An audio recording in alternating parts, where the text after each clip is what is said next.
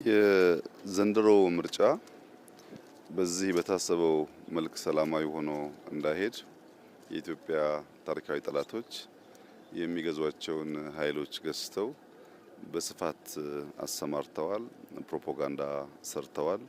ኢትዮጵያ ውስጥ ዴሞክራሲያዊ ምርጫ ማድረግ አይቻልም የሚል እምነት እንድንይዝ ሙከራ አድርጓል።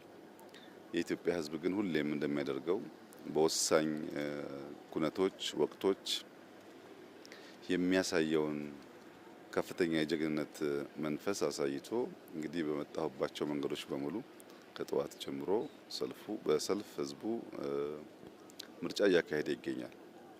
ይሄ የኢትዮጵያ ሕዝብ ሀገረ መንግስቱን ለመገንባት የዲሞክራሲያዊ ስርዓት ኢትዮጵያ ውስጥ ለመገንባት የሚሻውን የሚፈልገውን ለመወሰን መካሪ ገሳጭ እንደማያስፈልገው ያሳየበት እርምጃ ነው።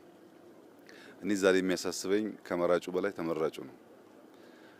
ይሄ ህዝብ በቁርጠኝነት ሚሻውን ወስኖ በዲሞክራሲያዊ መንገድ ከመረጠ በኋላ የተመረጡ ሰዎች በዚያ ልክ ታምነው እጃቸው ልባቸው ንጹህ ሆነው ደከመን ታከተን ሳይሉ ሰርተው ይሄን ሀገር ታሪክ የመቀየር የዚህን ታላቅ ህዝብ ውለታ የመክፈል ዝግጁነታቸው ምን ያክል ነው? እልህ፣ ቁጣ፣ ክርክር አሸንፋለሁ ሳይሆን ያመንን የታመንን ራሱን የሰጠን ህዝብ እንዴት አገልግለው ህይወቱን ይነካሉ ይቀይራሉ የሚለው ጉዳይ ይበልጥ ያሳስበኛል። በእኔ እምነት ዛሬና የዛሬ 5 ዓመት ኢትዮጵያ አንድ አይደለችም። ይሄ 5 ዓመት የኢትዮጵያ በርካታ የታሪክ ጥፋት የሚታይበት 5 ዓመት ነው። ይሄ 5 ዓመት እስካሁን ከሰራነው በላይ መድከም ይጠይቃል። እስካሁን ከለፋነው በላይ መልፋት ይጠይቃል። እስካሁን ካሰብነው በላይ ማሰብ ይጠይቃል። እስካሁን ከተደመርነው በላይ መደመር ይጠይቃል። የትናንትናዋ ኢትዮጵያ በሚቀጥለው 5 ዓመት አናያትም። የተቀየረች የተለወጠች ቢያንስ የማትለምን ራሷን ችላ የምትቆም በከባቢው አንከር የሆነች ሀገር ለማየት ብዙ ልፋት፣ ብዙ ድካም፣ ብዙ ስራ ይፈልጋል። እነዚህ እንመረጥ ባዮች ከየትኛውም ወገን ይሁኑ ይህ ታላቅ ኃላፊነት ገብቷቸው ዝግጁ መሆናቸው ያሳስበኛል። እኔ በግል ያሳስበኛል። እስካሁን ከሰራሁት በላይ የዚህ ህዝብ ይሁንታ ባገኝና ብመረጥ ምን አድርጌ ነው የምከሰው የሚለው ጉዳይ ያሳስበኛልና ተመራጮች ታላቅ ኃላፊነት እንዳለባቸው አውቀው ቢሰናዱ መልካም ነው ላለው። ኢትዮጵያ ሁላችሁም እንደምታውቁት ጥንታዊ ሀገር ነው። ስርዓት ያውቃል፣ መንግስት ያውቃል። በሚያስፈልግ ጊዜ መሰብሰብን ያውቃል። በሚያስፈልግ ጊዜ መዝመትን ያውቃል። በሚያስፈልግ ጊዜ ዋጋ መክፈልን ያውቃል። ይሄን ህዝብ በትናንሽ ፕሮፓጋንዳ ሸብረክ ማድረግ አይቻልም። ታላቅነቱን ግን ያከበረንን አክብረን እየመረጠንን ሰርተንለት ህይወቱን ቀይረን ነክተን የምናልፍ ከሆነ ለሁላችንም ዊን ዊን ይሆናል። ሁላችን አሸናፊ እንሆናለንና አስደማሚ ጊዜ ነው። ታላቅ የዲሞክራሲ ስርዓት ግንባታ የሚታይበት ጊዜ ነው። ይሄ ጉዳይ ተጠናክሮ እንዲቀጥል ሁላችን እንድንበረታ ያሸነፉ በታማኝነት እንዲያገለግሉ የተሸነፉ ደግሞ በጸጋ ውጤቱ እንዲቀበሉ ማሳሰብ ፈልጋለሁ። በዚህ ቦታ የሚመጣውን ውጤት በጸጋ ለመቀበል በእኛ በኩል ዝግጁ ነን። ህዝቡ ላደረገው አጠቃላይ ተጋድሎ እና ጀግንነት ከፍተኛ ምስጋና ማቅረብ ፈልጋለሁ። የምርጫ አስፈጻሚዎች ላደረጉት ተጋድሎ እንዲሁም ማመስገን ፈልጋለሁ። የሚዲያ ሰዎችም በየቦታው ተገኝታችሁ ለምታደርጉ ስራ ማመስገን ፈልጋለሁ። ኢትዮጵያ ትቀጥላለች። ኢትዮጵያ ትበለጽጋለች። የኢትዮጵያ ታሪክ ይቀየራል። በኢትዮጵያ ውስጥ ጠንካራ ሀገረ መንግስት እንገነባለን። ልጆቻችን እኛ በምንሄድበት የዳዴ መንገድ እንደማይጓዙ ዳግም በእርግጠኝነት መግለጥ እወዳለሁ። የዘንድሮ ምርጫ በአፍሪካ ቀንድ የዲሞክራሲ ልምምድ የህዝብ ይሁንታ ለመለማመድ ያግዛል ብዬ አስባለሁ። በተለይ በአፍሪካ ቀንድ ምርጫ በጣም አስቸጋሪ ልምምድ ነው። ከኬንያ ምናልባት ከጅቡቲ ውጪ ብዙ የምርጫ ልምምድ የለም። ሶማሌ ሙከራዎች የተደረጉ ነው ያሉት። ከምዕራብ አፍሪካ ከደቡብ አፍሪካ ሲነጻጸር የምስራቅ አፍሪካ ሀገራት ወደ ዲሞክራሲያዊ ልምምድ እምብዛም አልገባንም። ያንን ለመማር የህዝብን ይሁንታ ለማድመጥ የህዝብን ፍላጎት ለመረዳት ያግዛል ብዬ አስባለሁ። እንዳያችሁት ህዝቡ ፍላጎቱን ያውቃል። ነገር ከተመቻቸለት የሚፈልገውን ለማድረግ እንግዲህ ይሄ ሁሉ መራጭ በጠዋት ተነስቶ የተሰለፈው በክፍያ አይደለም። ሌላ የሚያገኘው ትርፍ የለም። ስርዓተ መንግስት መገንባት የዜጎች ኃላፊነት መሆኑን አምኖ ነው። ይሄን እድል ሁሉም የአፍሪካ ቀንድ ዜጎች እንዲያገኙ እንመኛለን። አፍሪካ ሁሉ እንዲያገኝ እንመኛለን።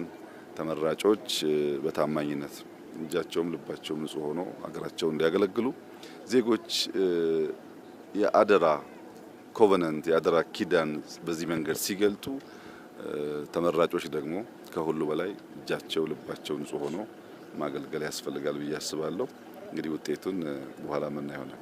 ባለፉት 5 ዓመታት ኢትዮጵያ ውስጥ እንደሚቻል ያሳየንበት እንጂ ለውጥ ያመጣንበት ጊዜ አልነበረም።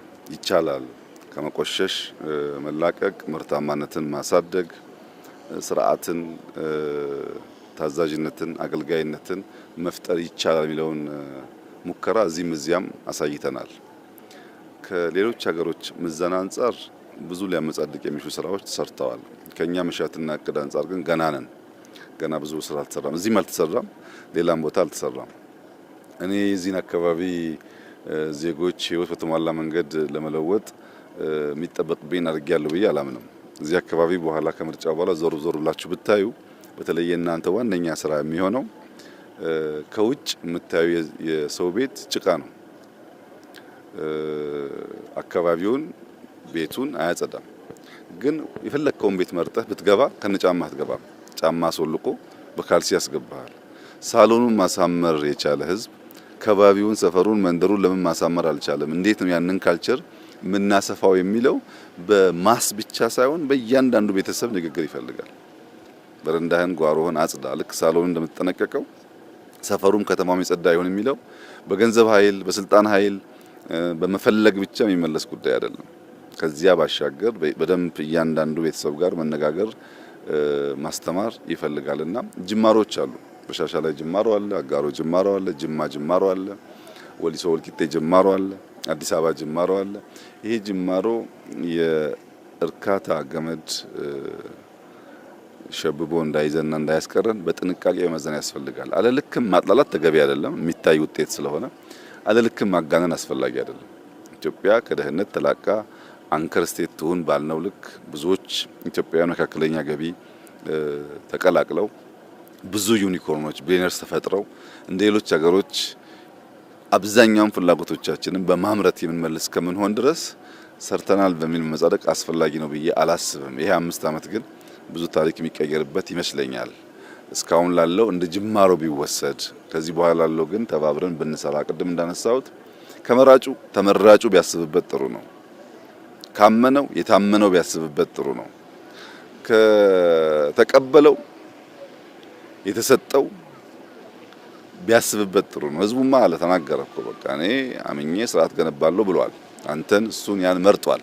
የተመረጡ ሰዎች ግን ሌብነት ተጠይፈው፣ ስንፍናን ተጠይፈው፣ ራስ ወዳድነትን ጠልተው ኢትዮጵያን እንደ ሀገር ከፍ የማድረግ ስራ ላይ ቢሳተፉና ቢሰሩ በምድር የታመነ በሰማይም የታመነ ይሆናል። ሰው በዚህ ደረጃ ራሱን ሰጥቶ አምኖ ሲመርጥ ታምኖ አለማገልገል በጣም መጥፎ ነገር ነውና ከመራጩ ተመራጩ ያሳስበኛል። ያንን ኃላፊነት ተቀብለን በትጋት የምንሰራ ከሆነ እንዳያችሁት ኢትዮጵያ ትለወጣለች። ማትለወጥ ሀገር አይደለችም። ያ ትጋት ግን የውስጥ ኮሚትመንት ውሳኔ ይፈልጋል። ዝም ብሎ በዋዛ የሚሆን አይመስለኝም።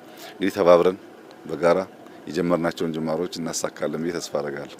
ኢትዮጵያ የጸጥታ ችግር እንዲፈታ ፓርቲ ቢመረጥም ባይመረጥም የሚሰራበት ጉዳይ ይሆናል። የጸጥታን ጉዳይ በሚመለከት ግን ማስተዋል የሚገባን ነገር እኔ እናንተ በጋራ ስንኖር የሁለታችን እኩል ውሳኔ ይፈልጋል። ጸጥታ እኔ ሰላም ስለፈለኩ እኔ የተረጋጋ ሁኔታ ስለፈለኩ ብቻ ሰላም ሊፈጠር አይችልም። በአንተ በኩልም ኢኳሊ ያ ውሳኔ ያስፈልጋል። ኢትዮጵያ ውስጥ የፓርቲያችን የሰላም ፍላጎት በብዙ መልኩ ተገልጧል። ጠላት የተባሉ የተዋጉ የተባሉ ሰዎች ይቅርታ አድርገን በመቀላቀል የታሰሩ በመፍታት የተሰደዱ በመመለስ የኢትዮጵያን አንድነት በመደመር በጋራ እንስራ በማለት በብዙ መንገድ በልበ ስፋት ለማሳየት ተሞክሯል። በሌላው ወገን ግን ይቅርታውን እንደ ፍራቻ መተውን እንዳለማወቅ እንሰብሰብን እንዳለመቻል ወስደው የታለሉ ወንድምና እህቶቻችን በየጊዜው በግራ በቀኝ ስልጣን ለማግኘት ያለው አማራጭ ኃይል ብቻ ነው ብሎ ያመኑ ወገኖች አሉ። ከነሱ ውስጥ የማይናቅ ቁጥር በየጊዜው በሰላማዊ መንገድ እየመጣ ነው ያለው። አሁንም በሰላማዊ መንገድ የሚመጡ ወገኖቻችን ካሉ በራችን ክፍት መሆን አለበት። አሁንም ለበለጠ ይቅርታ፣ አሁን ለበለጠ ልብ ስፋት፣ አሁን ለበለጠ መቀበል መዘጋጀት አለብን። ምን ገነባው ሀገር ነው፣ የግል ጉዳይ አይደለም። ሀገር ሲገነባ ብዙ ነገር መተው አለበት፣ ከፍላጎት ባሻገር መሆን አለበት። ትናንት የነበረን የጸና አቋም ነገም የሚቀጥል ይመስለኛል። ብንመረጥም ባንመረጥም የፖለቲካ ፓርቲ ነን። ብንመረጥም ባንመረጥም ትልቅ ፓርቲ ነን። ይህ አስተሳሰብ ህዝብ ውስጥ እንዲሰርጽ ሁሉም ኃይሎች ይሄን ነገር እንዲያምኑ እንደምንሰራ ምንም ጥርጥር የለውም።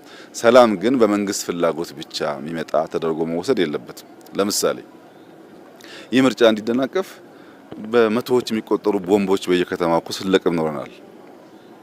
ሰው የራሱን ወገን የራሱን ወንድም ማን ላይ እንደሚያርፍ ሳያቅ እንደው ረበሽኩ ለማለት ብቻ ከሆነ ሀገር የተላከለትን ቦምብ ይዞ በየከተማው መሄድ ይሄ ጤነኛ የትግል ስልት አይደለም። ያ ቦምብ ልጅህን፣ እናትህን፣ ወንድምህን፣ እህትህን ሊገል ይችላል። ጠላት ላይ የሚያርፍ አይደለም። ቦምብ ሁለት ጠላትና ወዳጅ ተብሎ በተለዩ ኃይሎች ድንበር ተለይቶ የምትወራወረው ጉዳይ እንጂ ማህበረሰብ ውስጥ ኳስ የሚጫወት ሰው ውስጥ ምርጫ የሚያደርግ ሰው ውስጥ የምትገባው ጉዳይ አይደለም። ምርጫ ውስጥ ማን እንዳለ ስለማይታወቅ እና ይህ አስተሳሰብ መቀረፍ ያለበት ይመስለኛል። የባንዳነት ተላላኪነት፣ ለጥቂት ጥቅም ሲባል ታዛዥነት፣ ካልቀጠቀጥክ ካልገረፍክ በስተቀር በንግግር ያለማመን በሽታ መፈታት ያለበት ይመስለኛል። ይሄ ከምርጫ ጋር ትስስር የለውም። ብንመረጥም ባንመረጥም እንደ ዜጋ ለሰላም ለአንድነት የምንሰራ ይመስለኛል።